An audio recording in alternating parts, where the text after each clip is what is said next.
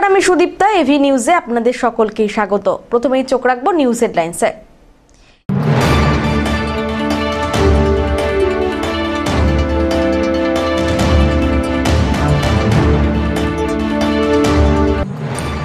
অবৈধ cough syrup বাজেয়াপ্তর পর পুলিশি তদন্তে চাঞ্চল্যকর তথ্য। ঔষধের আড়ালে উদ্ধার বিপুল পরিমাণ অবৈধ কাপ সিরাপ।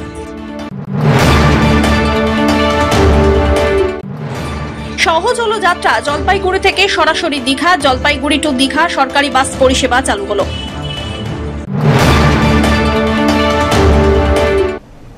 এবার আসছে বিস্তারিত সংবাদে।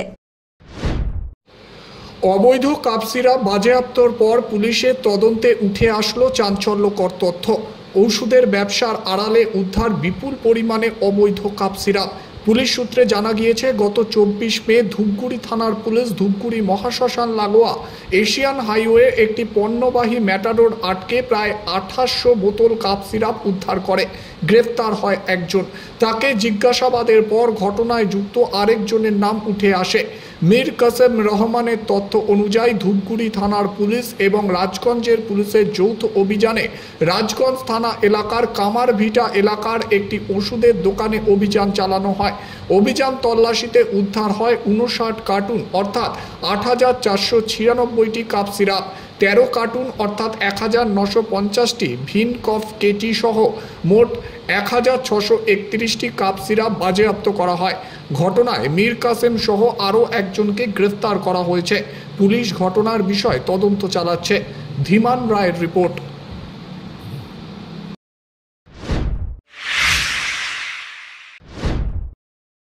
এগিয়ে এসেছে বর্ষা, তার সঙ্গে পাল্লা দিয়ে বাড়ছে ডেঙ্গু। জলপাইগুড়িতে লাফিয়ে লাফিয়ে বাড়ছে আক্রান্তের সংখ্যা। মে মাসেই জলপাইগুড়ি শহরে ডেঙ্গু রোগে আক্রান্ত হয়েছেন 6 জন। আক্রান্তদের মধ্যে 5 জনই শিশু। সার্বিক পরিস্থিতি নিয়ে পুরসভায় এসে পুর কর্তৃপক্ষের সঙ্গে বৈঠক করেন জলপাইগুড়ির জেলা শাসক শামা পারভিন। পরিস্থিতি পর্যালোচনা করে ডেঙ্গু প্রতিরোধে হাউস টু হাউস কর্মসূচি 7 দিন এগিয়ে আনা হচ্ছে। 9 জুনের বদলে 1 জুন থেকেই এই কর্মসূচি শুরু হবে বলে জলপাইগুড়ি জেলা শাসক জানিয়েছেন। আমরা একটা প্ল্যানিং করলাম কি আমরা how effectively we can combat the situation. তো এখানে উনি আমাকে আশ্বাসনা দিয়েছেন কি কাল থেকে আমরা যেহেতু আমাদের জুন মাসে স্টার্ট হয় হাউস টু হাউস সার্ভে, কিন্তু আগে থেকে স্টার্ট হবে। 1 সপ্তাহ আগেই আমরা এখানে হাউস টু হাউস সার্ভে আমাদের স্টার্ট হবে, ইন্টেন্সিভ ক্লিনিং স্টার্ট হবে, স্ক্র্যাপ কালেকশন স্টার্ট হবে আমাদের। প্লাস আমরা প্রত্যেক কাউন্সিলরকে আহ্বান করেছি একটু পাবলিককে সচেতন করতে হবে। আপনাদের মাধ্যমে আমি লোকজনকে সচেতন করতে চাইছি কি প্লিজ বাড়িতে কোনো জায়গায় কোনো জল জমতে দেবেন না, কিন্তু জল জমলেই আমাদের কষ্ট হবে। গত বছর জলপাইগুড়ি শহরে ডেঙ্গু রোগে আক্রান্ত হয়েছিলেন 25 জন। এবছর সংখ্যাটা আরও কমিয়ে আনা হবে এমনটাই লক্ষ্য পুরসভার। কিন্তু মরশুমের শুরুর আগেই ধাক্কা দিল নিম্নচাপ এবং প্রাক বর্ষার বৃষ্টি। এই বছর বর্ষা এগিয়ে আসার কারণে মে মাসের মাঝামাঝি থেকেই বৃষ্টি শুরু হয়েছে জলপাইগুড়িতে। তাতেই জল ভরে রয়েছে শহরের একাধিক নিকাশি নালায় এবং নিচু জায়গাগুলিতে, যা মশাদের বংশ বিস্তারে সহায়ক হয়ে উঠেছে বলে দাবি। রীতিমতো তথ্য দিয়ে ভাইস চেয়ারম্যান জানান, এবছর এ পর্যন্তই শহরের 8 জন ডেঙ্গু রোগে আক্রান্ত হয়েছেন। এদের মধ্যে সরকারি হিসেবে 6 জন। বেসরকারি হাসপাতালের পরীক্ষার রিপোর্টে আরও 2 জন ডেঙ্গু পজিটিভ রয়েছেন। দেখা যাচ্ছে এই 8 জনের মধ্যে মে মাসের 18 তারিখ থেকে 25 তারিখ পর্যন্ত আক্রান্ত হয়েছেন 6 জন, যার মধ্যে 5 জনই শিশু। এর জন্য প্রাক বর্ষার বৃষ্টিকেই কারণ হিসেবে মনে করা হচ্ছে। ডেঙ্গু নিয়ে উদ্বেগ ছড়ানোয় প্রতিরোধের অভিযান আরও তীব্র করা হয়েছে। প্রতিটি ওয়ার্ডে স্প্রে ও অতিরিক্ত সাফাই কর্মী নিয়োগ করছে পুরসভা। হাউস টু হাউস সার্ভে কর্মসূচি এগিয়ে আনা হয়েছে। দেখুন, আমরা একটা খুব অত্যন্ত সিরিয়াস ম্যাটারে আজকে আপনাদের সামনে এখানে উপস্থিত হয়েছি জলপাইগুড়ি নাগরিকের কাছে, সাধারণ নাগরিকের জীবনকে রক্ষা করবার। জলপাইগুড়ি পৌরসভা যখন শিলিগুড়ি নিগমে আপনারা দেখেছেন যে বিগত 3 বছরে ডেঙ্গুতে প্রচুর আউটব্রেক হয়েছে, জলপাইগুড়ি পৌরসভা কিন্তু বারবার এই ডেঙ্গুর প্রকোপকে জলপাইগুড়ি শহরে ঢুকিয়ে দিয়েছে। কিন্তু এবার আমরা খুব চিন্তিত হয়ে পড়েছি, তার কারণ হচ্ছে বর্ষাটা প্রি মনসুনেই বর্ষাটা এসে গেছে এবং মনসুন এসে গেছে, এবং তার ফলে যেখানে আমার ফেব্রুয়ারি মাসে একটা ডেঙ্গুর কেস পজিটিভ ছিল, সেটা দেখা যাচ্ছে যে মার্চে একটা ছিল, সেটা ইয়েতে গিয়ে কি বলে আপনার মে মাসে গিয়ে অফিসিয়ালি আরো 4টা হয়ে গেল, মানে 6টা। কিন্তু নার্সিংহোম যাদের সি পোর্টালে তোলার কথা এটা কিন্তু শুনেছি আমরা যে আরো দুটো ওখানে রয়েছে। মানে এখন অব্দি টোটাল 2024 সালে 8টা কোভিড ডেঙ্গু পজিটিভ, আর হচ্ছে কিন্তু অফিসিয়ালি আমরা 6টা ডেঙ্গু পজিটিভ পাচ্ছি। আর সবচেয়ে উদ্বেগজনক বিষয় সেটা হচ্ছে যারা আক্রান্ত হচ্ছেন, দেখুন একটা মেল চাইল্ড 1 বছর 6 মাস বয়স, ওয়ার্ড নাম্বার 12, একটা ফিমেল চাইল্ড 2 মাস 13 দিন বয়স, ওয়ার্ড নাম্বার 4, একজন আক্রান্ত হচ্ছেন তিনি 52 বছরের বয়স্ক মহিলা আক্রান্ত হয়েছেন। আবার সেটা 3 নম্বর ওয়ার্ডে 9 মাসের একজন বাচ্চা আক্রান্ত হচ্ছে, ওয়ার্ড নাম্বার 15তে, ঠিক আছে, সেটাও মে মাসে। এবং এবার 3 বছরের একটি মেল চাইল্ড আক্রান্ত হয়েছে ওয়ার্ড নাম্বার 1-এ। তারপরে হচ্ছে ওয়ার্ড নাম্বার 12তে আবার 19 বছরের একজন, আবার 1 বছর 5 মাসের একজন ওয়ার্ড নম্বর 19-এ। তারপরে দেখতে পাচ্ছি 3 মে থেকে 25 মের মধ্যে আপনি যদি অফিসিয়াল রেকর্ড দেখেন তাহলে 4 জন ডেঙ্গু পজিটিভ হয়েছে। আর নার্সিং হোমগুলো যদি সঠিকভাবে পোর্টালে তুলতো, ক্লিনিক্যাল এস্টাবলিশমেন্টের পোর্টালে, তাহলে আমাদের কাছে সরকারিভাবে চলে আসতো যে 6 জন আক্রান্ত হয়েছে। তা আমরা তখন 6টা ফিগার নিয়ে ধরবো, টোটাল এই কারণটা নার্সিং হোমের গাফিলতি। এটা বাড়ার প্রথম কারণ হচ্ছে যে প্রি মনসুন, হঠাৎ করে বর্ষা এসে যাওয়া। এবার মনসুনটা তো এখনো আসার টাইম, আমাদের জুন জুলাই থেকে হয়।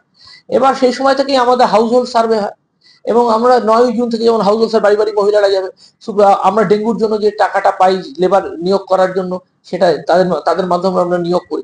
কিন্তু গতকাল আমি এই পরিস্থিতিকে আজ করতে পেরেই, গতকালই প্রতিটা ওয়ার্ডে 1 জন করে এক্সট্রা স্প্রে লেবার অ্যালট করা হয়েছে, এবং 3 জন করে ডেঙ্গু লেবার কাউন্সিলরদেরকে অ্যালট করতে বলেছি, যাদের পার ডে আমরা 300 টাকা করে, 350 টাকা করে দেবো।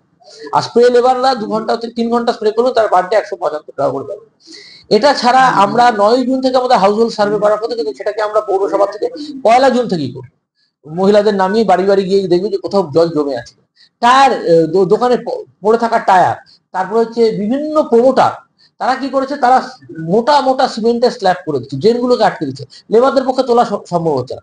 আমি আজকে স্যানিটারি ডিপার্টমেন্টকে নির্দেশ দেওয়া হবে, আমি দেবো যে আপনারা যান এবং গিয়ে অবিলম্বে সেই সমস্ত জায়গাগুলো দেখুন যেগুলো মানে অতিরিক্ত স্ল্যাব, মোটা স্ল্যাব, এবং সেগুলো যদি তোলা না যায় তাদেরকে বলুন সেটা তুলতে, কাউক্যাচার লাগাতে বা পাতলা স্ল্যাব লাগাতে। যদি না করে আমরা পৌরসভা থেকে ভাঙা শুরু করব। মানুষের জীবনের উপর কেউ এই শহরে 2,29,000 মানুষ। পিনাকি শিলের রিপোর্ট।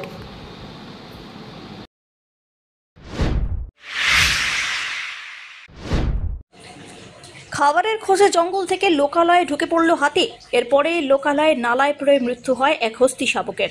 ডুয়ার্সের মাল মহকুমার কুমলাই গ্রাম পঞ্চায়েতের নেপুচাপুর সংলগ্ন নিজামবাড়ি এলাকায় ঘটে এই ঘটনা। জানা গিয়েছে মঙ্গলবার গভীর রাত্রিবেলায় আপালচাঁদ জঙ্গল থেকে শাবক সহ 30 থেকে 35টি হাতির একটি দল ঢুকে পড়ে। এলাকায় ধানক্ষেত সহ বীজতলায় তাণ্ডব চালায় হাতির দলটি, যে কারণে ক্ষতির সম্মুখীন হয়েছেন ধান চাষিরা। এরপর হাতির দল চা বাগান পেরিয়ে জঙ্গলে ফেরার পথে একটি শাবক বাগানের নালায় পড়ে যায়। হাতির দলটি সেই শাবকটিকে উদ্ধার করার চেষ্টা করে। নালা থেকে উদ্ধার করতে গিয়ে অন্যান্য হাতির পায়ের চাপে মাটি ধসে পড়ে সেই হাতির শাবকটি রীতিমতো চ্যাপ্টা হয়ে যায়, ফলে মাটি চাপা পড়ে মৃত্যু হয় তার। এদিকে খবর পেয়ে রাত্রেই ঘটনাস্থলে আসেন বনকর্মীরা, কিন্তু শাবক হাতিটির পাশে রাতভর ছিল হাতির দল।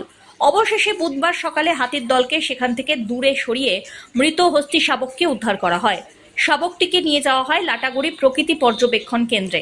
সেখানে ময়নাতদন্তের পর তার শেষকৃত্য করা হবে। রাত 12টার দিকে একবার হাতি চলে এসে ওখানে প্রায় হাতি ছিল 35-40টার মতো, রাত্রেবেলা আন্দাজ করে যেটা আমরা দেখছি। তো এসে প্রথমত ধান খেয়েছে, ধান খাওয়ার পরে আমাদের এখানকার কৃষক ভাই যারা আছে তারা বিচন টিচন বুনছে, ঠিক আছে, সে বিচনগুলোও নষ্ট করছে। তারপরে কোলা খাইছে, সুপারি ভাঙছে, ইত্যাদি ইত্যাদি কাজ করছে। তো যাই হোক, ওরা তো পশু জিনিস, ওদের সঙ্গে তো আর মানে বেশি কিছু করা যায় না। তবে একটা জিনিস হচ্ছে কি, আমাদের ফরেস্ট ডিপার্টমেন্ট থেকে আমরা যে এখানে আছি ঘনবসতি মানুষ, তো আমাদেরকে যদি ওরা লাইট পটকা এগুলো দিয়ে যদি ওরা উপকৃত করে তাহলে আমাদেরও উপকৃতে আসবে। কারণ রাত্রেবেলা হাতি আসলে আমরা কোথায় যাব?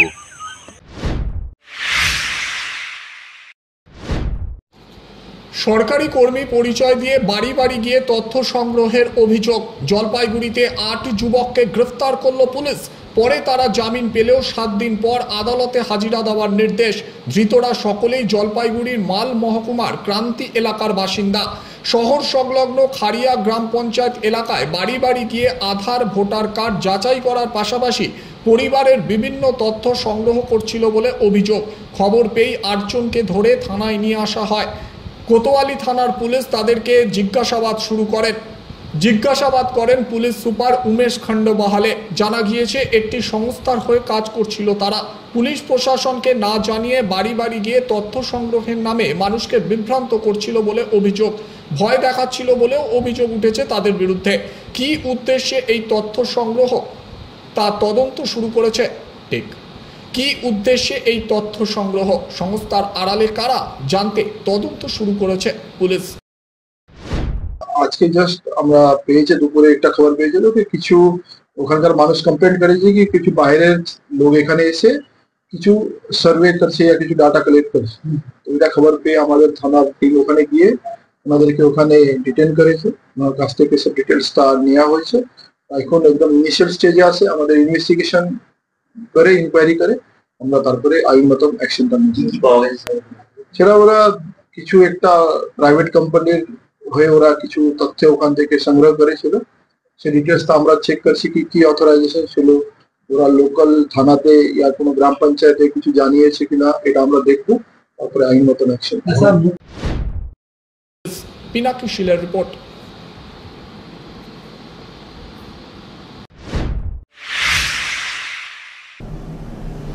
নিয়ে নিচ্ছে ছোট্ট একটি বিরতি। ফিরে আসছি বিরতির পর, সঙ্গে থাকুন।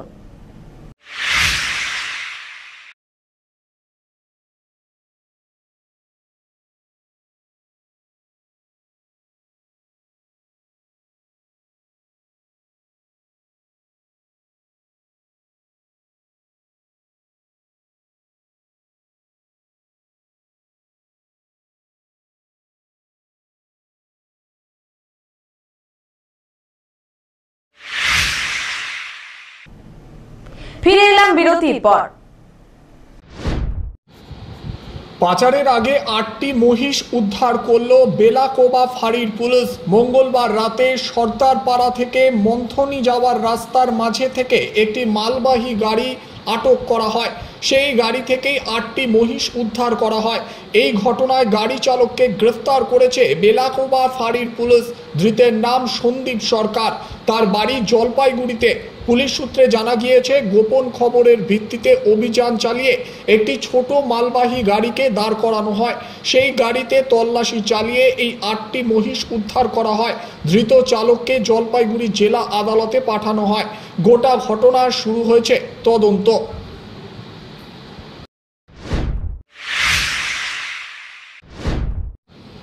বিশ্ব মাসিক স্বাস্থ্যবিধি দিবস উদযাপিত হল বুধবার। এই উপলক্ষে এদিন জলপাইগুড়ি সদর ব্লকের অরবিন্দ গ্রাম পঞ্চায়েতের কার্যালয়ে একটি কর্মসূচির আয়োজন করা হয়েছিল। এই গ্রাম পঞ্চায়েতের অন্তর্গত প্রতিটি স্বাস্থ্য কেন্দ্রে ও আইসিডিএস সেন্টারগুলিতে যেখানে নিজস্ব ভবন রয়েছে সেখানে একটি করে sanitary napkin vending machine install করার পরিকল্পনা গ্রহণ করা হয়েছে। গোটা প্রক্রিয়াটি অরবিন্দ গ্রাম পঞ্চায়েতের উদ্যোগেই করা হয়েছে বলে জানা গিয়েছে। এই বিষয়ে গ্রাম পঞ্চায়েতের প্রধান রাজেশ মণ্ডল জানিয়েছেন, প্রতিটি ভেন্ডিং মেশিনে পর্যাপ্ত পরিমাণে স্যানিটারি ন্যাপকিন রাখা হবে। বিশ্ব মাসিক স্বাস্থ্যবিধি, ঠিক আছে, সেই নিয়ে আজকের দিনটি। তো এই দিনটিতে আমরা একটা উদ্যোগ নিলাম গ্রাম পঞ্চায়েত থেকে, গ্রাম পঞ্চায়েতের দপ্তরের উদ্যোগে, যে প্রত্যেক কয়টা হেলথ সেন্টার এবং যেগুলো আইসিডিএস সেন্টার নিজস্ব বিল্ডিং রয়েছে, মানে যেই আইসিডিএস সেন্টারগুলো আমাদের নিজস্ব বিল্ডিং, কোনো জায়গায় টেম্পোরারি শেডে নেই, সেই সমস্ত জায়গায় আমাদের প্রত্যেকটা ইউনিটে একটা করে স্যানিটারি ভেন্ডিং মেশিন এবং ইনসুলেটরকে আমরা ইনস্টল করব এবং তাতে আমরা যে স্যানিটারি প্যাড সেটা পর্যাপ্ত পরিমাণে সেখানে আমরা প্রোভাইড করব। এতে হবে কি, একটা সরকারের থেকে প্রকল্প রয়েছে, তাদেরকে যা 18 বছরের নিচে মেয়েদেরকে আমাদের আশা দিদিরা বাড়িতে গিয়ে সেই স্যানিটারি প্যাডটা প্রোভাইড করে। কিন্তু তার উপরেও এমন অনেক গরিব মহিলারা রয়েছেন যারা এই সমস্যার সময় তারা ঠিক মতন সেটা পারচেস করে ব্যবহার করতে পারে না, ফলে হাইজিনটা মেনটেন হয় না এবং বিভিন্ন ধরনের সংক্রমণ, বিভিন্ন ধরনের স্বাস্থ্যবিধিতে অনেক রকম সমস্যার সম্মুখীন হতে হয়। তো সেই জায়গার কথা চিন্তা রেখেই আমাদের এটা প্রচেষ্টা যে আমরা যদি সেই সেন্টারগুলোতে আমরা যদি এই স্যানিটারি প্যাডের ভেন্ডিং মেশিন রেখে দিই এবং সেটাতে যদি একদম, আমি যেটা উদ্যোগ নিয়েছি সেটা কমপ্লিটলি ফ্রি নয়, কারণ ফ্রির জিনিসের মূল্যটা হয়তো আমার মতে ওটা নষ্ট হয় বেশি, অপচয় হবে বেশি, সেই জন্য এটাকে 1 টাকার একটা কয়েন দিলেই সেখান থেকে প্যাড বেরিয়ে আসবে। সব্যসাচী মজুমদারের রিপোর্ট।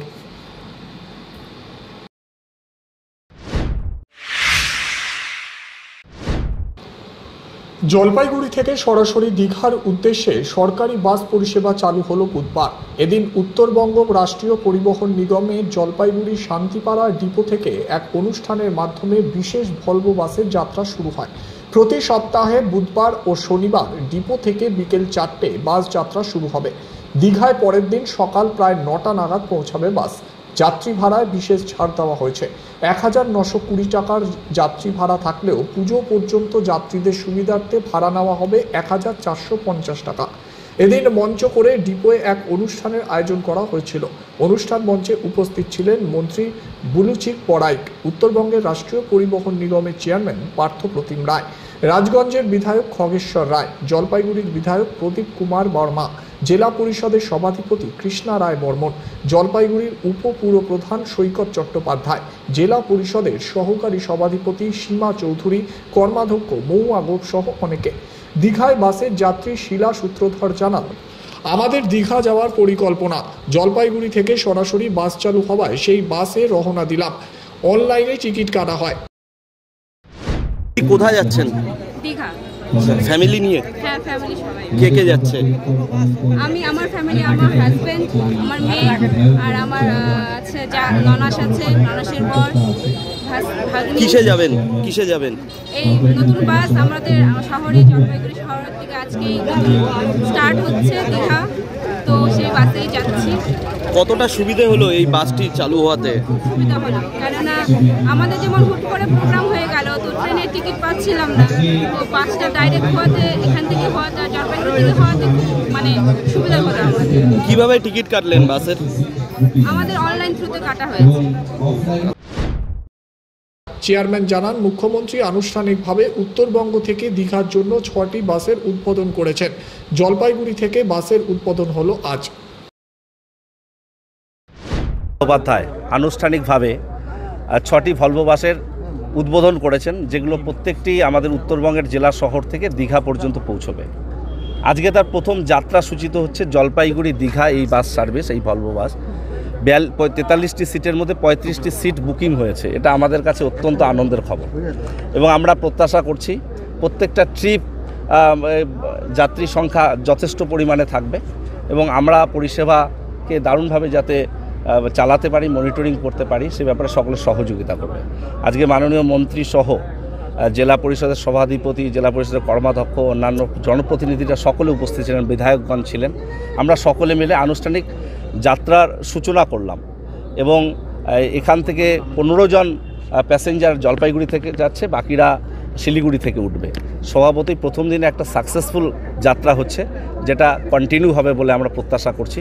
জনপ্রতিনিধিরা এ ব্যাপারে আমাদেরকে সহযোগিতা করবেন এবং উত্তরবঙ্গ রাষ্ট্রীয় পরিবহন নিগমের এই পরিবহন ব্যবস্থায়, পরিষেবায় যে নতুন পালক সূচিত হলো, সেটা যাতে আমরা আরও বেশি করে এগিয়ে নিয়ে যেতে পারি, সকলের কাছে এই সহযোগিতা চাইছি।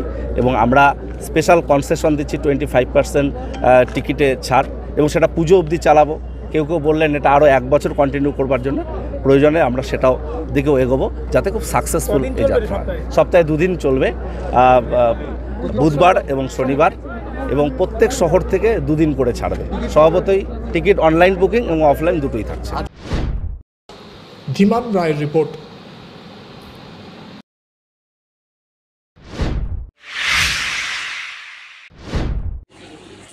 জলপাইগুড়ি জেলা ক্রীড়া সংস্থা পরিচালিত সুপার ডিভিশন ফুটবল লিগ 2025 শুরু হয়েছে, যে খেলা চলছে প্রতিদিন। বুধবারের খেলায় অংশগ্রহণ করে রায়কতপাড়া ইয়ং অ্যাসোসিয়েশন এবং FUC। এই খেলায় RYA 0 গোল করে এবং FUC করে 3 গোল। FUCর হয়ে গোল করেন রাজু রায় 2টি এবং রঞ্জিত রায় 1টি। খেলার ফলাফলে জয়ী হয়েছে FUC ক্লাব। এদিনের খেলায় ম্যান অফ দ্য ম্যাচ হন রাজু রায়। পিনাকি শীলের রিপোর্ট।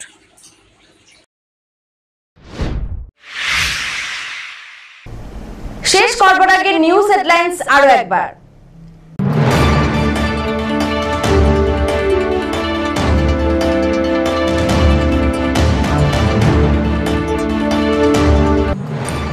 অবৈধ কাপ সিরাপ বাজেয়াপ্তর পর পুলিশি তদন্তে চাঞ্চল্যকর তথ্য, ঔষধের আড়ালে উদ্ধার বিপুল পরিমাণ অবৈধ কাপ সিরাপ।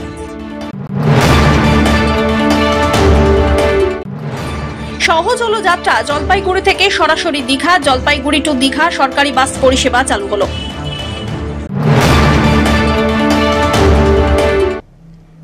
এখনকার মতন এবি নিউজ এ পর্যন্তই। পরবর্তীতে আসছি আরো সংবাদ নিয়ে। দেখতে থাকুন আমার ভিশন। নমস্কার।